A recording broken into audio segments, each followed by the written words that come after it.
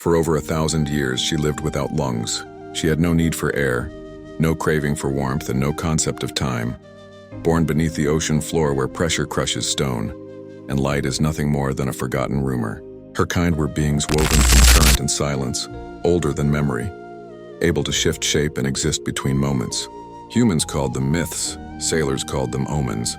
She never called herself anything at all until the day she chose a name. After centuries of watching the surface world from the depths, watching fragile creatures build cities only to lose them to the tide, she made a decision that violated the first law of her existence. Do not become what you study. She spent decades training to contain her true form, compressing something vast and infinite into something small and solid. She learned the sting of pain, the hollow ache of hunger, and the heavy, rhythmic labor of a breath. One night she finally walked onto land as a woman. Her beauty was flawless, yet it unsettled people in a way they couldn't quite name. Her eyes reflected light like deep water at dusk, and her heartbeat, though real, was borrowed. Her humanity was a masterpiece stitched together by sheer will, governed by a single, terrifying rule. If the seal ever broke and her true nature was revealed, the world would respond. It was raining the night she met him, the kind of heavy rhythmic rain that blurs the edges of the city and turns streetlights into glowing halos.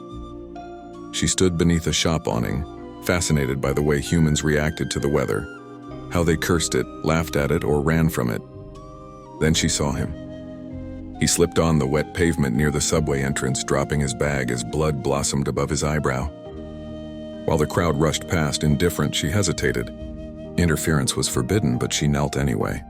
When her hand brushed his skin, she recoiled, not from danger, but from the raw, terrifying sensation of a human pulse. "Are you okay?" she asked, the words feeling like borrowed clothes in her mouth. He looked up, dazed, and as she helped him stand, the bleeding slowed with an unnatural speed. He noticed, frowned, and then dismissed it. Humans always do.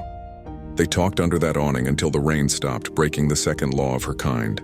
Do not linger, but she did linger. Coffee turned into dinners, and dinners turned into shared keys and the quiet intimacy of a life built together. She grew to love how humans filled the silence. She used her abilities sparingly.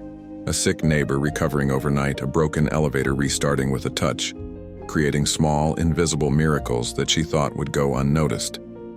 She didn't realize that her presence was changing the equation of the world, but something else did. The keeper of balance appeared first in reflections, in dark windows and puddles after the storm. A tall, rigid figure standing where no one should be. When he finally sat across from her on a park bench one evening, his eyes were as ancient as the earth. He warned her that existence was not a buffet, and that she could not simply pick the parts of humanity she liked while ignoring the cost. "Return," he commanded, "or be corrected." The end did not come with lightning or screams. It happened in the sterile silence of a hospital room. He lay unconscious after an accident that should have been fatal, his life flickering like a candle in a gale. Desperate and terrified, she broke the seal. Seawater manifested from thin air, rising from the floor as her body stretched and unfolded into an impossible geometry of light and depth. When his eyes finally opened, he didn't see a woman. He saw something ancient and terrifying. He screamed, and then he fainted, and the damage was done. The keeper returned immediately, declaring that the cost of being seen had doubled. She did something then she had never done in a millennium. She begged. She offered her power, her memory, and her very immortality just for him to live. The keeper offered a single brutal way out, warns that she wouldn't survive it as she was. She didn't hesitate. She forced her essence into a form that could die, a process that burned through her very soul as reality resisted her change. By the time it was over, she was bleeding red, warm human blood. He woke to find her beside him, trembling and undeniably mortal. They had only days, perhaps weeks together.